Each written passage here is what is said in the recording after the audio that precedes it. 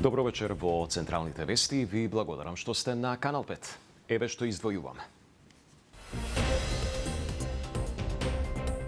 Обвинетите негираат. Имаме докази да го побиеме обвинението за Пулс.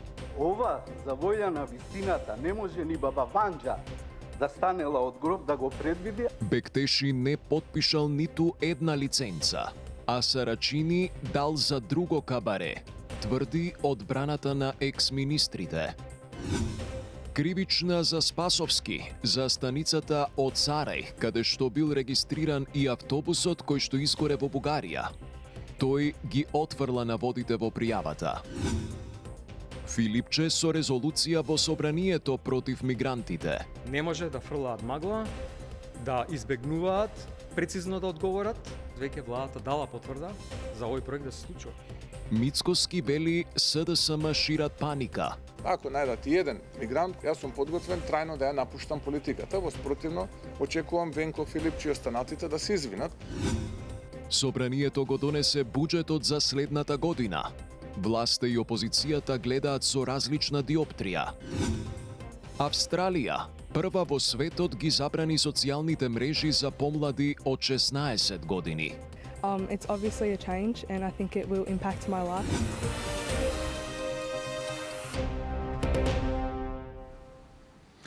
И на денешното судско рочиште за трагедијата во Пулс, обвинетите бараат да се повлече обвинението и тврдеа дека имаат докази со кои што ќе го побијат. Дел од нив пак велат дека било политички конструирано. Екс-министерот за економија Бектеши не ставил подпис на ниту една лиценца за Пулс, а Сарачини пак дал лиценца, но за друго кабаре, тврди одбраната на екс-министрите за економија. Сите детали ги има Јорданчо Цветановски. Обвинетите и одбраната контра обвинението за Пулс. За едни политички монтиран случај, за други неосновано товарење за кривичното дело. Рочиштето почна со исказите на екс-директорите на Дирекцијата за заштита и спасување. За поранешниот директор на ДЗС и актуелен министер без ресор Шабан Салију, обвинението било правно неосновано, а тој ниту знаел за кабарето. Обвинет сум за евентуална умисла дека јас уште во 2012 година па се до 2017 година сум бил свесен и сум знаел дека ќе се случи настанот на 16 март 2025 година. Ова завојана вистината не може ни баба Ванџа да станела од гроб да го предвиди, а камоли ја, као обичен човек. Не смееме да дозволиме една трагедија, едно зло, да го одмазиме со друго и при тоа да мислиме дека правдата е задоволена. Бараме правда, а не друга неправда. Бектеши нема ставено подпис за никаква лиценца за Пулс, а Сарачини во 2012 година издал лиценца, но не за Пулс, туку за друго кабаре на сосема друга адреса во Кочани. Тврдат адвокатите на екс-министрите за економија Крешник Бектеши и Валјон Сарачини. Од 26.2.2018 заклучно со 11.2.22 се издадени со факсимил на Крешник Бектеши како министер за економија.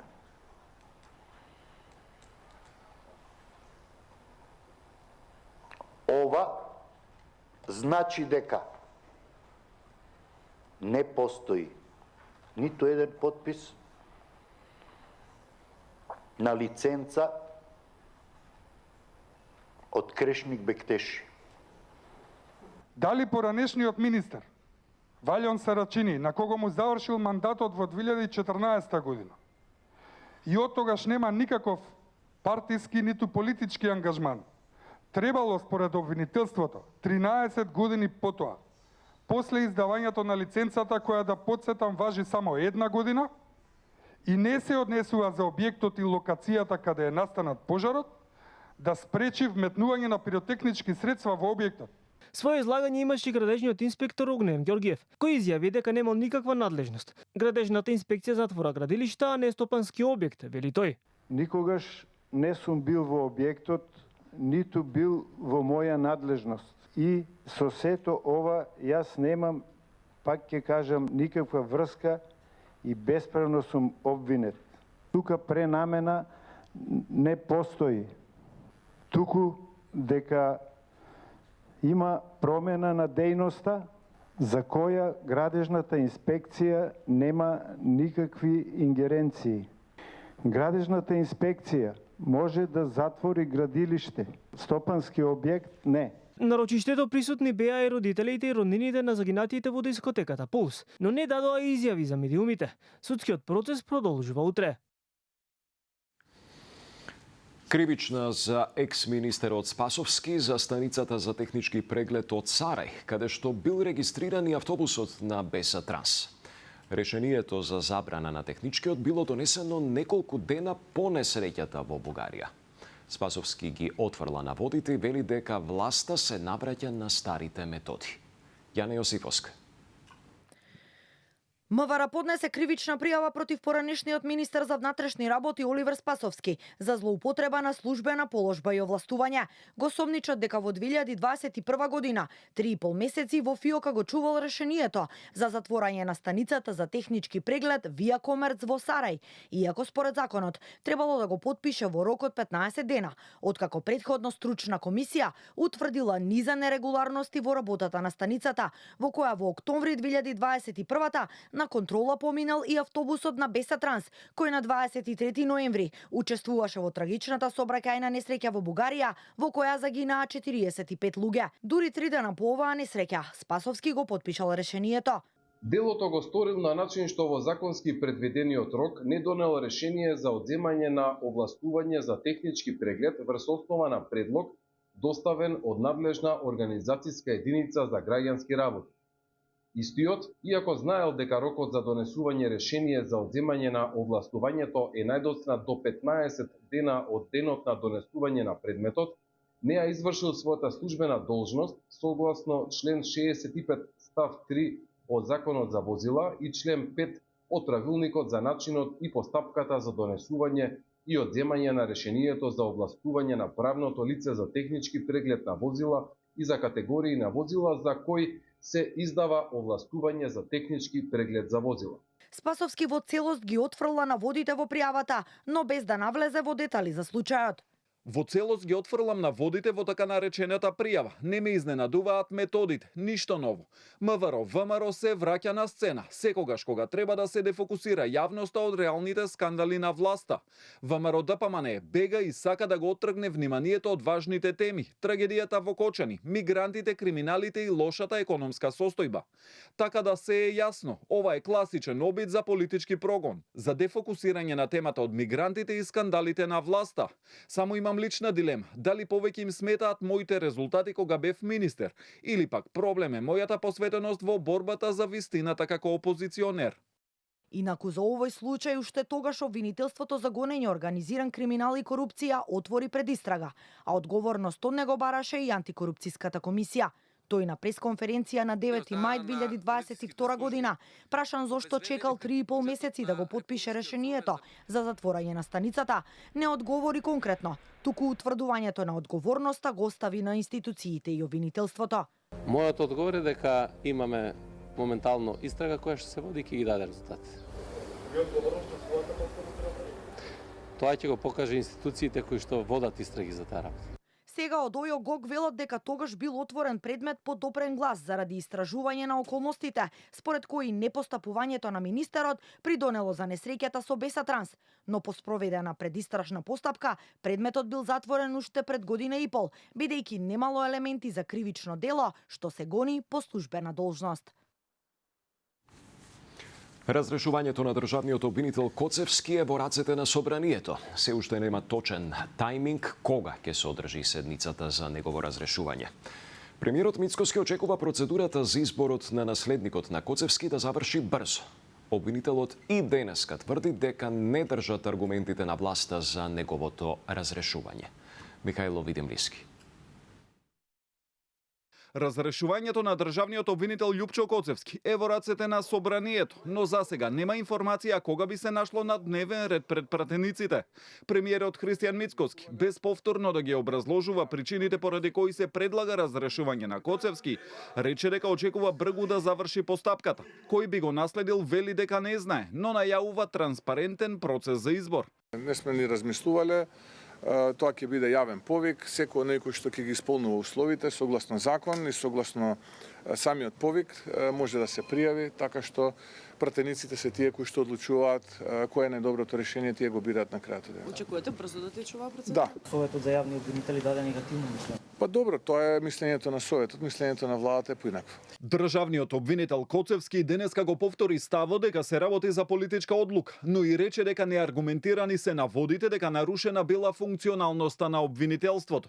Своите аргументи Коцевски најави дека ќе ги образложи и пред пратениците. Во однос на функционалноста имам донесено упатство за приоритет на предметите кои што се од висока корупција, па и во тој дел сметам дека оние причини се воопшто неаргументирани и никакви нема докази и факти дека навистина јавното обвинителство било нефункционално. Се работи навистина за предлог кој што е пред десетина месеци. Меѓутоа, од прилика наводите во предлогот се речиси исти и тогаш и сега. Значи нема ништо владата ново наведено од она што го дознав од медиумите во однос на функционалноста, во однос на моето однесување. Опозицијската СДСМ нема да го поддржи разрешувањето на Коцевски. Председателот на партијата Венко Филипче тврди дека не застануваат во негова одбрана, но според него се што се презема во рамки на правосудството, а не подразбира никаква реформа, не води никаде. Не сакам ова да се свати дека јас сум нечи адвокат, најмалку на главниот обвинител, кој што лично не го ни познава. Но сметам дека се тоа што значи партиски притисок, да се постават партиски луѓе, значи се подлабоко заглавување на система на правосудство, нешто што граѓаните не го сакаат. Граѓаните сакаат реформи, вистинско правосудство во кое што може да му се верува. Ова не е тој механизам.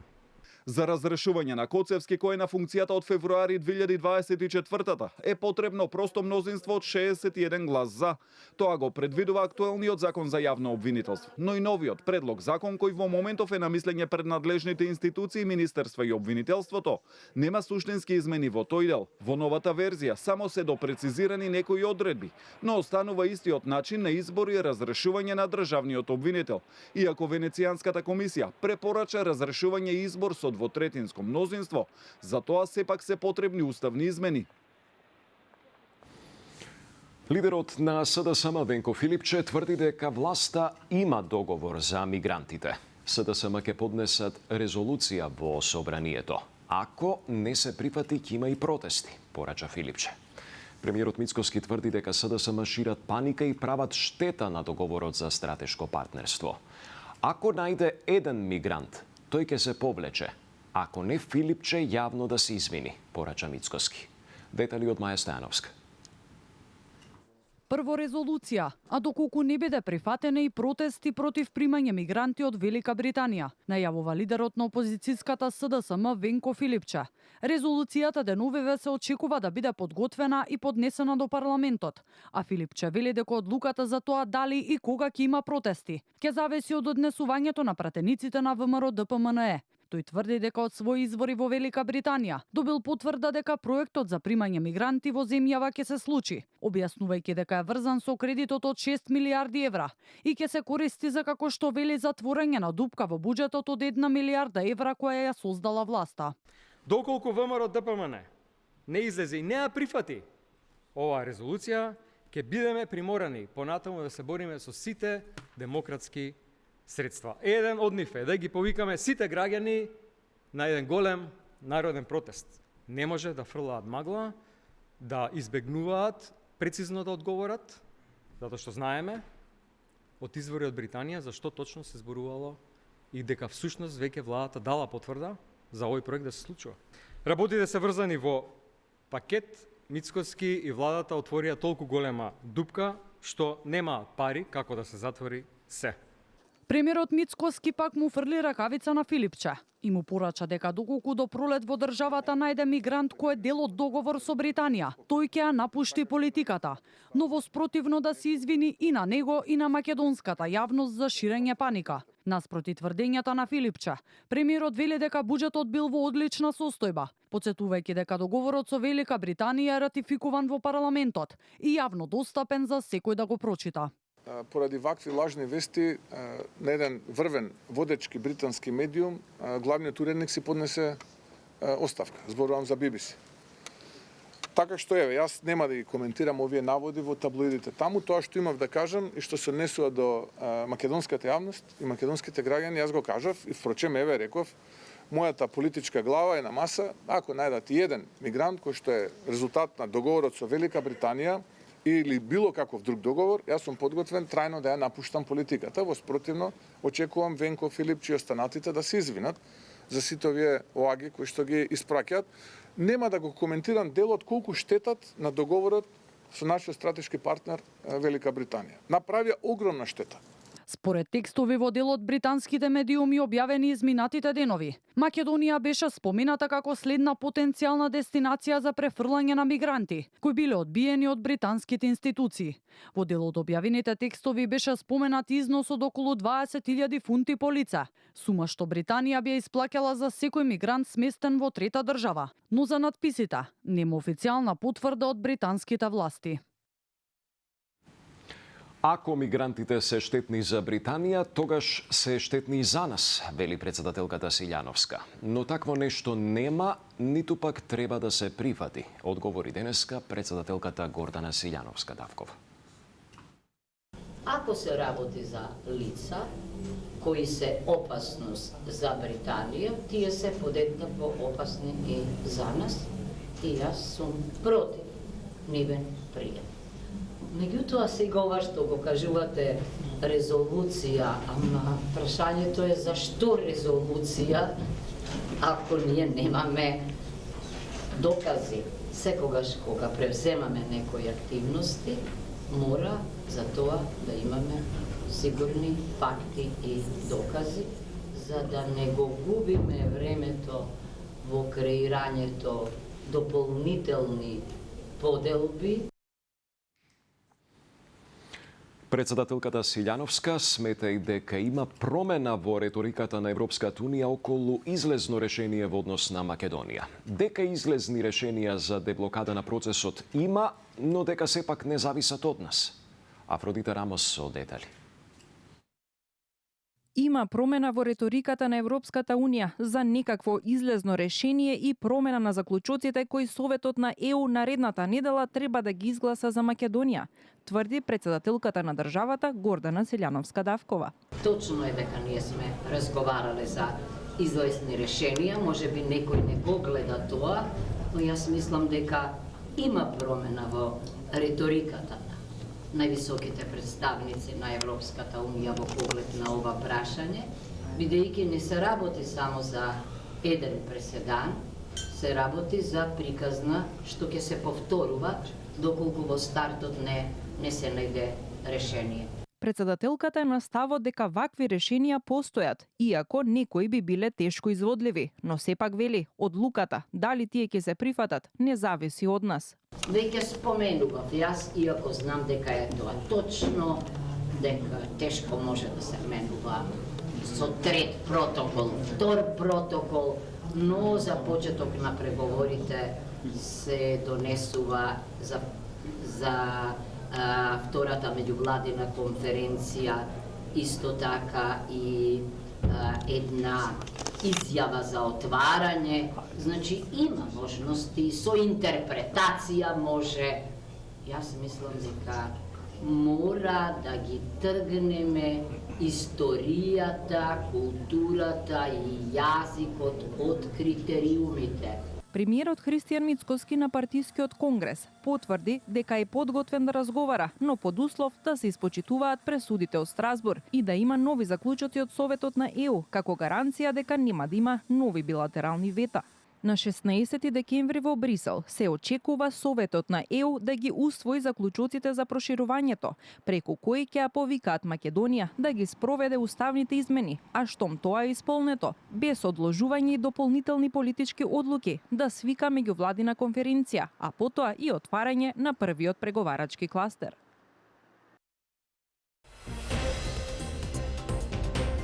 НАТО реликвија од студената војна. Републикански конгресмен бара САД да се повлечат од алијансата.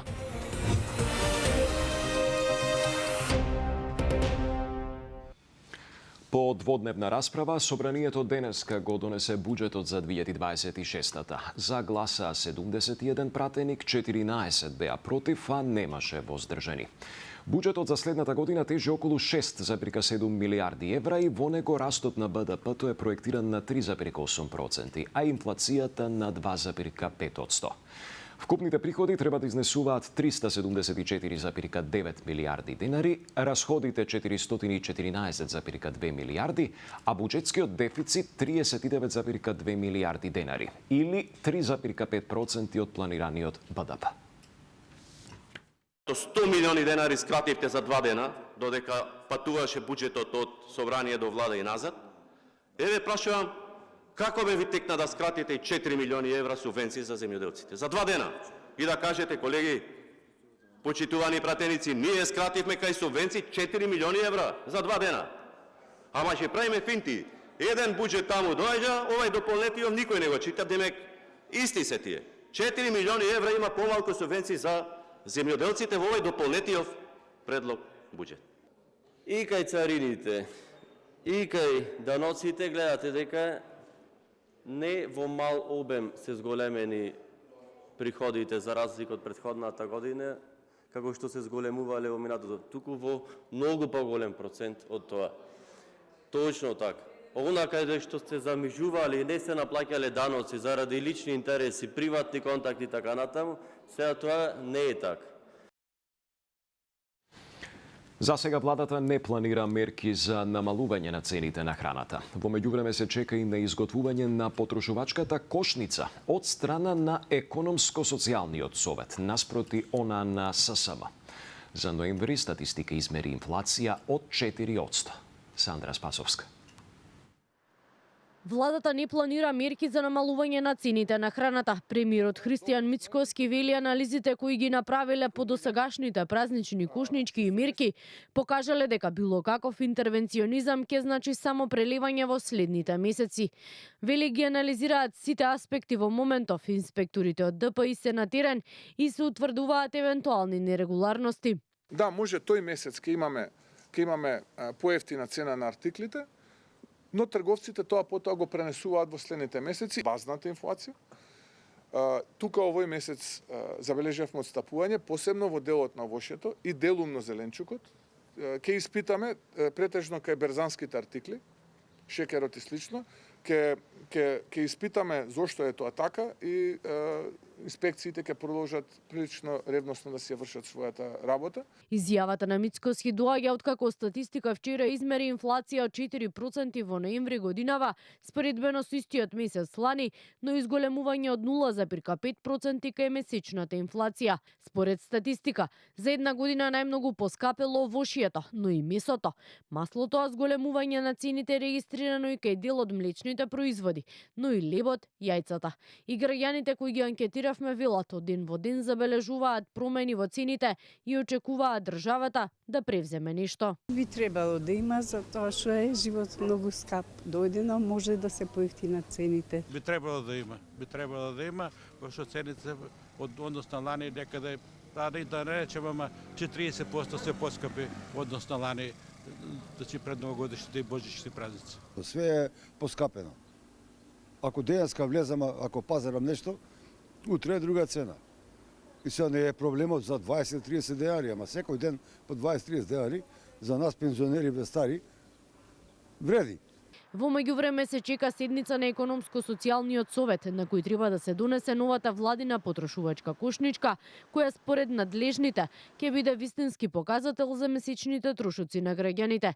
Според ОНА на ССМ пак, на едно 4-члено семејство за да го преживее месецот, потребни му се околу 65.000 денари, од кои нешто над 20.000 денари се трошат за храна и пијалаци.